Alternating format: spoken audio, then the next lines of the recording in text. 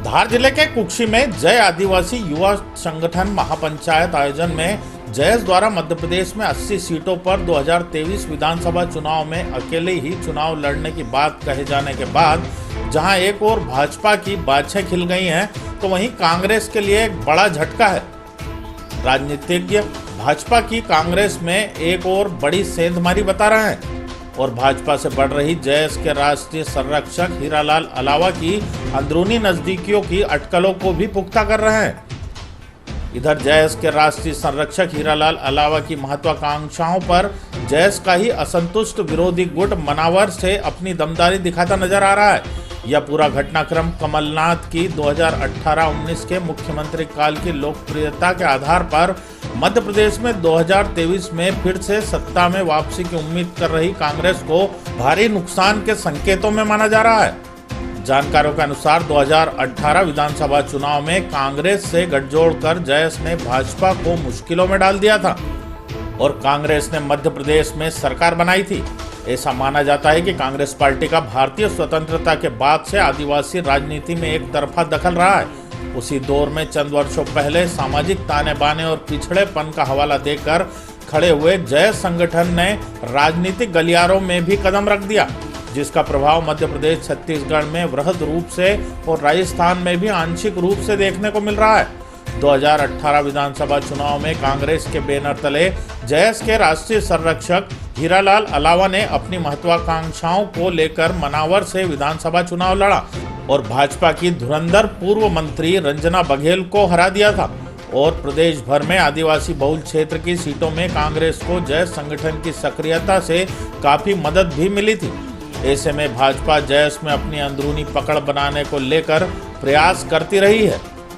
साथ ही जयस पर सामाजिक स्तर पर कई आरोप भी लगते रहे हैं। कुछ दिनों पूर्व मांडव में हुए भाजपा के प्रदेश प्रशिक्षण वर्ग में प्रदेश भाजपा अध्यक्ष ने इशारों में कांग्रेस और जयस को एक ही बताते हुए कई सारी बातें भी कही थी।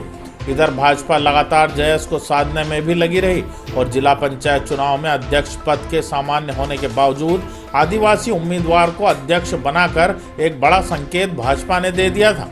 जयस के राष्ट्रीय संरक्षक हीरालाल अलावा पर भाजपा से अंदरूनी गठजोड़ करने का आरोप भी लगने लगे। कांग्रेस के साथ हीरालाल अलावा की दूरियां और भाजपा से अंदरूनी नजदीकियां इस महापंचायत आयोजन के बाद जानकार सार्वजनिक रूप से स्वीकारते नजर आ रहे हैं। ऐसे में मध्य प्रदेश के 40 जिलों में 80 सीटों पर जयस के सीधे चुनाव लड़ने का मतलब कांग्रेस के आदिवासी जनाधार पर सीधा प्रहार होगा। वहीं वोट के बंटने से सीधा फायदा भाजपा को ही मिलेगा। इस पूरे घटनाक्रम से कांग्रेस को केवल मध्य प्रदेश में ही नहीं, छत्तीसगढ़ में भी नुकसान झेलना पड़ेगा। हालांकि जयस के हीरालाल अलावा की महत्वाकांक्षाओं पर उन्हीं के संगठन का दूसरा धड़ा चुनौती दे रहा है और कुक्षी के अलावा मनावर में भी हुए महापंचायत सम्मेलन की चर्चाओं से हीरालाल की तमन्नाओं पर अंकुश लग सकता है।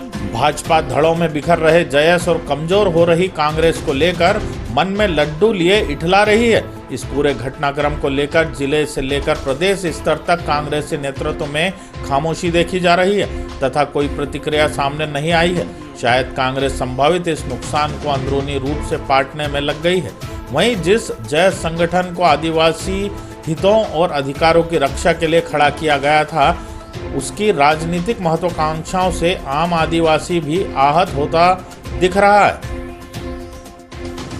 मध्य प्रदेश में जयस अभी 47 रिजर्व सीटों के साथ साथ 35 सीटें अन्य सीटें, इसमें लगभग 80 सीटों पर अपनी रणनीति तैयार कर रहा है और इस महापंचायत में जो युवा शामिल हुए, जो समर्थन मिला है, तो निश्चित ही प्रदेश की राजनीति में जयस 2023 में नया करने वाला है। इस बार कांग्रेस को समर्थन करेंगे या नहीं करेंगे? देखिए, आज जयस स्वतंत्र रूप से स्वतंत्र लीडरशिप के लिए काम कर रहा है। हम किसी भी पार्टी के बैनर तले ये जयस का कार्यक्रम आयोजित नहीं किया जा रहा है। जयस मिशन युवा नेतृत्व के तहत किया जा रहा है।